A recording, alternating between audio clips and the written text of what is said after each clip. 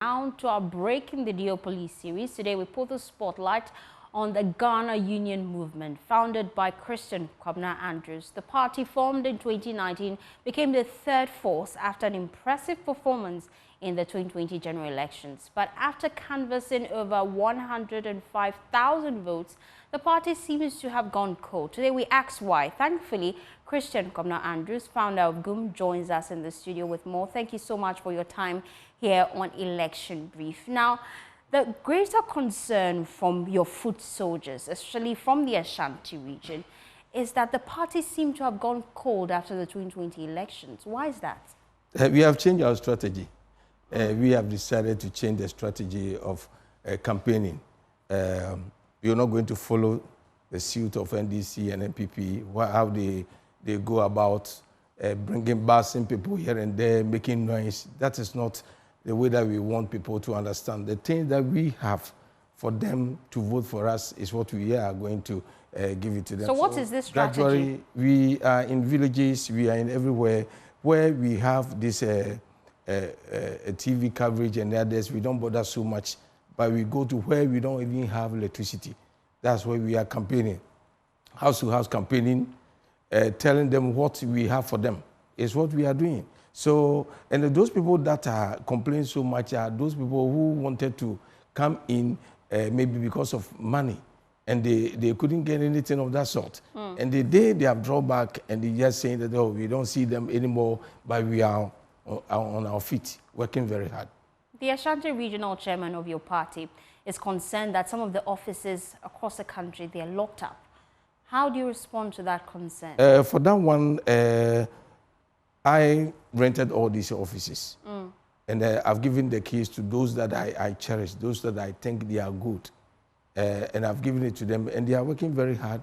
And maybe he has not gone right. I don't know the main chairman that you are talking about. Maybe the old chairman that you spoke to. Oh, his name is Alhaji Hamza. Oh, he's old. He organized press conference. He's an old chairman. He's an old chairman. So he has been removed from office. He's no more. So who's the new chairman? The new chairman is a secretary from Jabin. So he's not anymore our Ashanti regional chairman. This thing that he had, press conference that he had, the old press conference. It is not a new press conference that he had. Maybe you capture it. It is an old press conference after the 2020 election that he had that press conference. He's Point no noted. More. Point noted. Let's talk about your flag bearer, Yeah. your running mate. You are the flag bearer of the party. Yeah, so coming Saturday that we are going to have our unveiling ceremony at the Odoko, that we are bringing the flag bearer to life. You say you're going to select someone from the Western region. Why the Western region? Yes, I decided to bring someone from the Western region and any part of the country, but preferably was Western region. But those that selected to me, I weighed them. I say that they cannot fit to be in that position. And the one that I fit, I got the person from Ashanti region, it's a woman that I'm bringing on Saturday for the unveiling ceremony, that is going to be behind me, support me to win this election. So your running mate is a woman from the Ashanti region. Yeah, from Ashanti. You want to tell us who? Oh, yes, he's Evrisewa Bonsu. 14 years he was in Germany, moved to Britain before he came here in 2020, 2009. He had been in Ghana as a businesswoman. He's still in Kumasi. And we are meeting coming Saturday at Odoko. So Evelyn Sewabonsu is your running mate, and you'll be outdooring her when? Yeah, that's coming Saturday.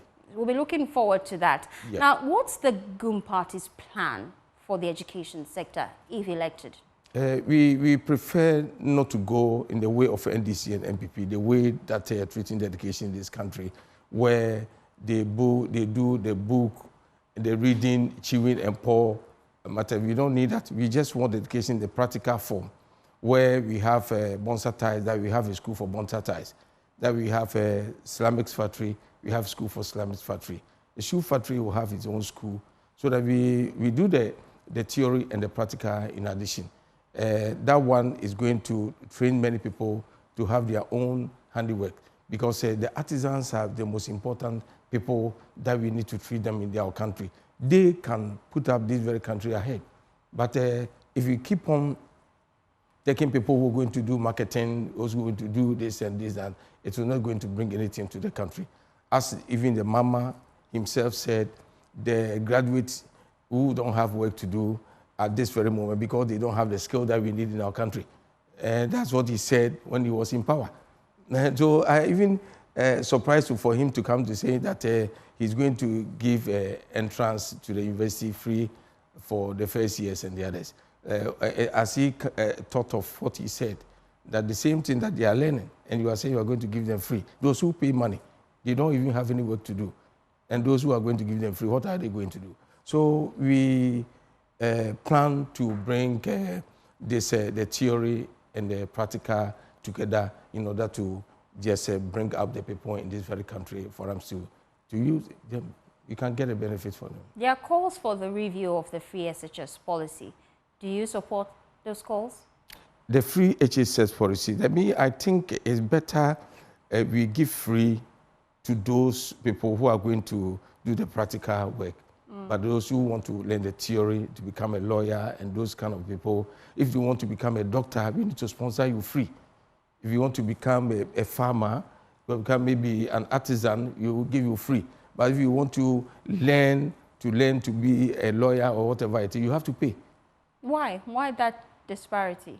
For that one, I think it is your own business. We are not going to benefit anything out of that. How can we train more lawyers in this country whilst we don't even have a company? Look at these people in the parliament, the way that they are behaving. Everybody wants to be a lawyer. Everyone want to be a lawyer. I just want to suck our blood, but not to go in a practical whereby they put up a factory. You learn how to, can they tell us, those in parliament, that they all want to go to law school? For what reason are they doing that? It's just because they are lazy people. They don't want to work. They just want to go and sit back, and the poor people that they want to serve their blood. If not, and they want to protect themselves. That is why, because when they go in their dubious means, they know how to come with the law to defend themselves. You have an ambitious plan. How do you then plan to fund it, setting up these factories? Definitely, we have so many resources in the country that we can just take it ourselves. That are all mineral resources, the bauxite and everything, that we are not going to give it to the foreigners to mine. It is high time we come back, and even me, if I become a president, those who are having the licenses in the mining sector, like MPP people and these people, I'll seize all. Because I don't know why they have to use their offices to get licenses. Like, look at the Ashanti regional chairman coming on TV, live TV, bringing gold, counting one here and there. At that moment, I will seize all. You see, there's no need for you to do that.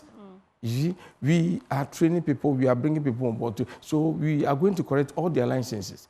We are going to mine. The government is going to buy the gold themselves, sell it over there, and bring money into the country. So you are proposing a localized operation of all our factories? All our factories, we are going to, and those owning shops like foreigners and the others, we are going to seize them. We're not going to allow them to operate in the shop. How do you plan to deal with illegal mining? Government after government have tried to fix the problem. What's Unpacking's plan? We are going to adapt those people on field. We are not going to drive them away. They know how they mine them. We are going to put them in the proper position to mine the well and maybe reclaim the land and plant trees. That we just buy the gold from them and give them money so that the country will benefit. We can get money to just do development. So we cannot continue to say that it's illegal where people go and correct some people say they are saying it's legal. We need to mine what is underground. We need them.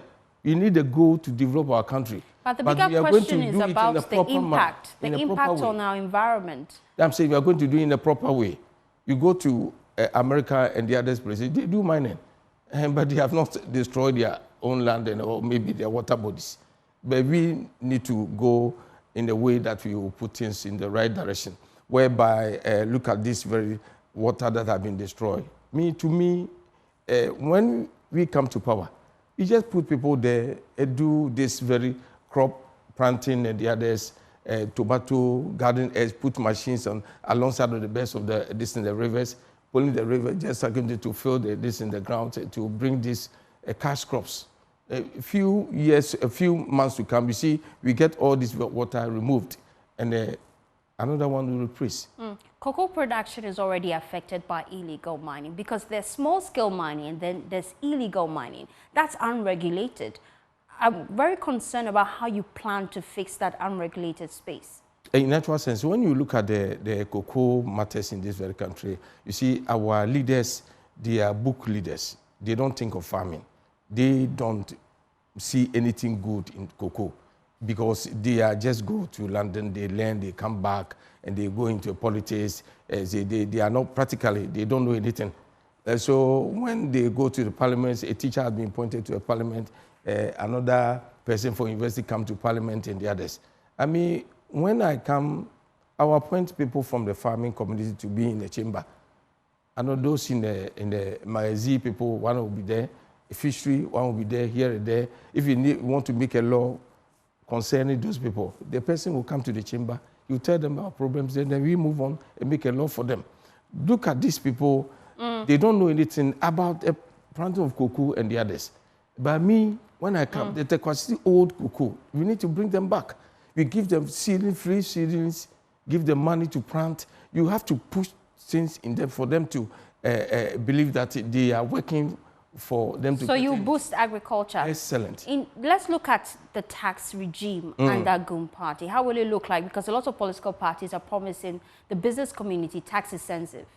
In natural sense, I don't see why we should continue to tax those people that are working in this very country, like maybe putting up a building, maybe 8-story building, then you'll be taxed. You need to be give a chance of even building about 32. You won't take any tax. Those are working to bring people in. You have to reduce everything. The other day that I went to Nana Akufo-Addo after the 2020 election, I told him that go to the TV stations, go to radio stations, reduce their electricity to about 50%. See? Give it to them so that they can support those people who are working there. Because those people that goes out to bring sanity to the election, you don't pay them, you don't give them anything. So when you give the incentive to them, whereby the electricity will be given to them, then they know that the owners of these very TV stations that can support their workers. Reverend Christian, we would have to bring you back to the studio and expand this conversation. Unfortunately...